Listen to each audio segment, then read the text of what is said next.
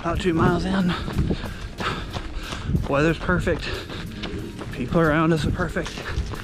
Feeling good. 2 miles in.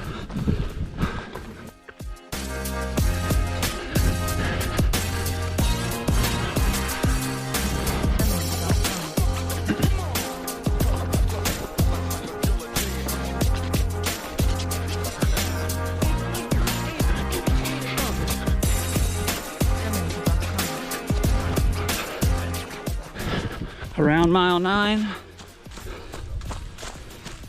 running up here along the ridge line.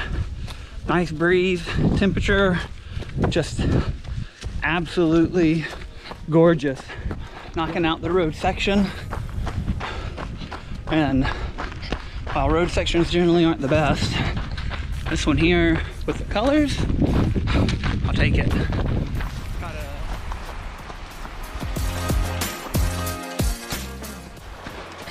Wrapping up the second to last descent. That one was a bit more technical than black's gonna be. That was good, felt good. I think on this next climb though, I'm gonna find out that my legs are just absolutely shredded.